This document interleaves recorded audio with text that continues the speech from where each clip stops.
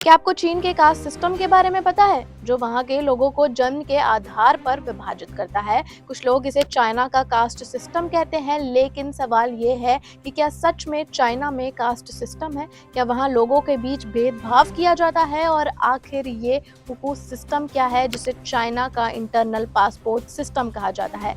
आज हम फैक्ट्स के साथ समझेंगे कि हुकू क्या है, कैसे काम करता है और भारत और चाइना के बीच सबसे बड़ा अंतर क्या है। नमस्कार, मैं मोक्षी जैन और आप देख रहे हैं द नैरेटिव।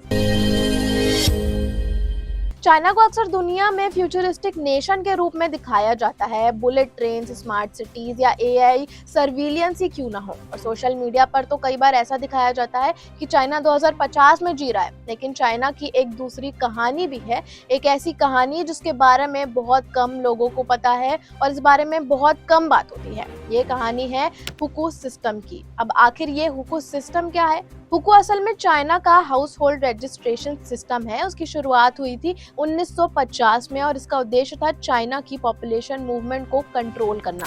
सिंपल लैंग्वेज में कहूँ तो हुकू सिस्टम आपकी ऑफिशियल आइडेंटिटी को डिफाइन करता है। आप कहाँ पैदा हुए, आपकी फैमिली किस एरिया में रजिस्टर्ड है और आपको कौन सी गवर्नमेंट फैसिलिटीज मिलेंगी, ये सब हुकू से जुड़ा हुआ होता है। ब्रॉडली स्पीकिंग लोगों को दो कैटेगरीज में डिवाइड किया गया था, रूरल हुकू और अर्बन हुकू। अगर आप गाँव में पैदा हुए हैं तो आपका रजिस्ट्रेशन रूरल कैटेगरी में हो जाता है। अगर आप शहर में पैदा हुए हैं तो आपका रजिस्ट्रेशन होता है अर्बन कैटेगरी में। और यहीं से शुरू होता है एक बड़ा सोशल डिवाइड। अब ये समझते हैं कि हुकू इतना जरूरी क्यों है। दुनिया के कई रिसर्चर्स और पॉलिसी एक्सपर्ट्स हुकू को इंटरनल पासपोर्ट सिस्टम कहते हैं, क्योंकि टेक्निकली अगर आप चाइना के सिटीजन हैं फिर भी आपको मिलने वाली फैसिलिटीज आपके हुकू से डिसाइड होती है। मान लीजिए एक व्यक्ति रूरल एरिया से बीजिंग या शंघाई जैसे बड़े शहर में काम करने जाता है। अब वो वहाँ रह तो सकता है, लेकिन अर्बन हुकू ना होने की वजह से उसे कई पब्लिक बेनिफिट्स पूरी तरह से नहीं मिल पाते, जैसे कि public education, health care facilities, pension benefits और कई वेलफेयर फैसिलिटीज तक पहुंच सीमित हो जाती है। इसी वजह से चाइना में करोड़ों माइग्रेंट वर्कर्स सालों तक शहरों में काम करते हैं, लेकिन उनकी लीगल रजिस्ट्रेशन उनके नेटिव रूरल एरिया में ही बनी रहती है। अब मैं आपको ये बताती हूँ कि यह कितना बड़ा इशू है। 2023 के आसपास के ऑफिशियल एस्टिमेट्स के मुताबिक लगभग मिलियंस ऑफ वर्कर्स ऐसे थे जो अपने हुकू रजिस्ट्रेशन वाले एरिया से अलग जगह पर रहकर काम कर रहे थे। यानी करोड़ों लोग बड़े बड़े शहरों की इकोनॉमी चलाने के लिए फैक्ट्रीज, कंस्ट्रक्शन साइट्स और सर्विसेज सेक्टर्स में काम करते थे, लेकिन उनके पास वही सोशल बेनिफिट्स नहीं होते जो लोकल अर्बन हुकू होल्डर्स को मिलने चाहिए। अब 2017 में बीजिंग में एक ऐसा कंट्रोवर्शियल कैंपेन चलाया गया था जहां हजारों माइग्रेंट सेटलमेंट्स को शहर से निकाल दिया गया था और उन हजारों माइग्रेंट वर्कर्स को शहर छोड़कर बाहर जाना पड़ा था। इस इंसिडेंट ने फिर से हुकू और माइग्रेंट राइट्स की डिबेट को दुनिया भर में चर्चा का विषय बना दिया था। अगर आपको इन बातों पे भरोसा नहीं है तो आप ये वीडियो देखिए, जहां एक रूरल माइग्रेंट वर्कर खुद बोल रहा है कि बीजिंग में हमें वेलकम नहीं किया जाता, उन्हें रहने की परमिशन नहीं दी जाती। उसे बुरा लग रहा है कि वो 10 साल से ज्यादा वहाँ काम करता है, लेकिन उसके बावजूद उन्हें यहाँ से भगाया जा रहा है। Beijing does not welcome us and is even not allowing us to stay here. I feel so sad about this.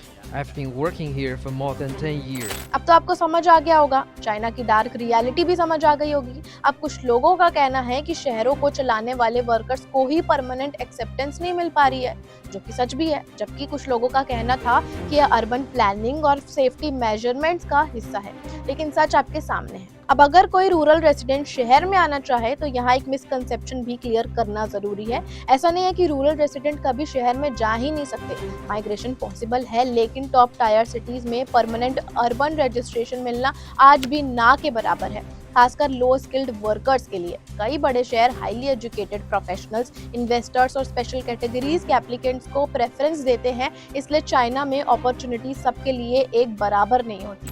अब यहाँ सबसे बड़ा कंपैरिजन देखते हैं भारत और चाइना के बीच। भारत में अगर कोई व्यक्ति छत्तीसगढ़ से मुंबई भी शिफ्ट होना चाहे या बिहार से बेंगलुरु या राजस्थान से दिल्ली क्यों ना शिफ्ट होना चाहे, तो संविधान उसे देश के किसी भी हिस्से में जाकर रहने का और काम करने का अधिकार देता है, चैलेंजेस और डिस्क्रिमिनेशन की प्रॉब्लम्स अलग बात होती है, लेकिन कानूनी रूप से मूवमेंट पर कोई हुकू जैसा नेशनल रिस्ट्रिक्शन नहीं है। यही वजह है कि भारत और चाइना के गवर्नेंस मॉडल में एक बेसिक डिफरेंस है। भारत एक डेमोक्रेसी है जहां नागरिकों को कॉन्स्टिट्यूशनल राइट्स मिलते हैं, जबकि चाइना में कम्युनिस्ट पार्टी स्टेट कंट्रोल करके अपना शासन चलाती है। तो क्या हुकू और कास्ट एक ही चीज है? नहीं, क्योंकि दोनों सिस्टम्स अलग अलग हिस्टोरिकल्स और सोशल कॉन्टेक्स्ट से आए हैं। लेकिन कुछ स्कॉलर्स और कमेंटेटर्स इन दोनों का कंपैरिजन इसलिए करते हैं क्योंकि दोनों ही सिस्टम्स सोशल मोबिलिटी और अपॉर्चुनिटीज को प्रभावित करने की डिबेट का हिस्सा बने रहे हैं। लेकिन ये कहना भी गलत होगा कि चाइना में कोई इशू ही नहीं है।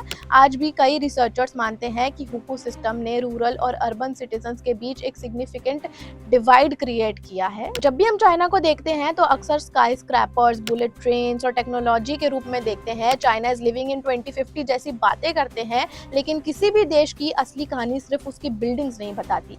असली कहानी बताती है कि आम नागरिक को कितने अधिकार मिल रहे हैं, वो अपनी मर्जी से कहाँ रह सकता है, कहाँ पढ़ सकता है और उसके बच्चों को कितने मौके मिलते हैं। तो आपका क्या मानना है? क्या हुकू सिस्टम सिर्फ पॉपुलेशन मैनेजमेंट का टूल है या फिर ये चाइना के अंदर एक permanent rural urban divide create करता है? मुझे कमेंट करके अपनी राय जरूर बताइएगा। जय हिंद, जय भारत।